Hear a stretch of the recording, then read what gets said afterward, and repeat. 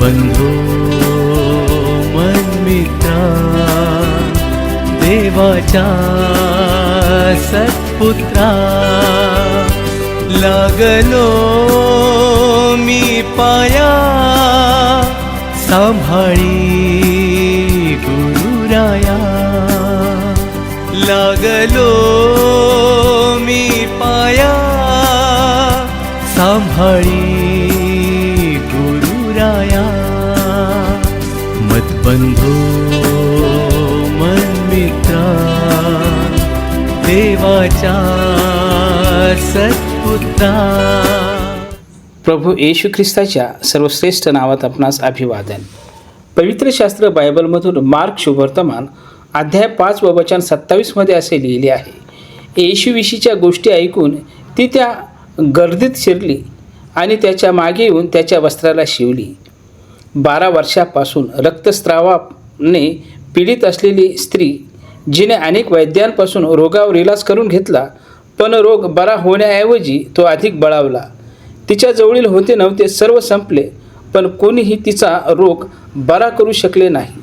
तिने प्रभू येशू ख्रिस्ताबद्दल ऐकले व ज्या गर्दीमध्ये प्रभू येशू ख्रिस्त होता त्या गर्दीत शिरली व त्याच्या वस्त्राला शिवून तिचा रोग बरा झाला. कारण ती विश्वासाने म्हणत होती की मी त्याच्या वस्त्राला शिवले तरीही बरे होईन.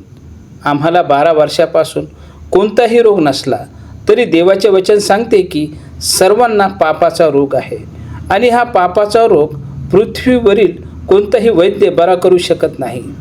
द्रव्याने, कर्माने आणि इतर कोणत्याही गोष्टीमुळे तो रोग बरा होऊ शकत नाही. हा पापाचा रोग बरा झाला नाही तर युगानुयुगीचे नरकाग्नीचे सरोवर आहे. ह्या पापापासून सोडवण्यासाठी, पापाची खंडणी भरण्यासाठी, स्वतःचा प्राण देण्यासाठी, मानवाच्या पापाबद्दल मरण सहन करण्यासाठी, देव असून मानव म्हणून देवाने त्याचा एकुलता एक पुत्र प्रभू येशू ख्रिस्त याला ह्या जगात पाठविले. त्याने वधस्तंभावर जाऊन पापी मानवाची खंडणी स्वतःच्या निर्दोष निष्कलंक रक्ताने भरली व पापाचे वेतन मरण सहन केले. देवाला ह्या त्याच्या अर्पणामुळे सुगंध मिळाला.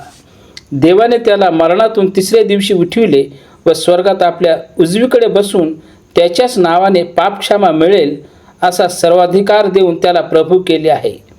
जगातील कोणत्याही गर्दीला न जुमानता प्रभू येशू ख्रिस्ताकडे जाऊया व पश्चातापूर्वक प्रभू येशू ख्रिस्ताच्या मरणावर व त्याच्या मरणातून 3ऱ्या दिवशी उठण्यावर विश्वास ठेवून त्याला प्रभू म्हणून स्वीकारूया व पापापासून बरे होऊया व सार्वकालिक जीवन मिळवूया.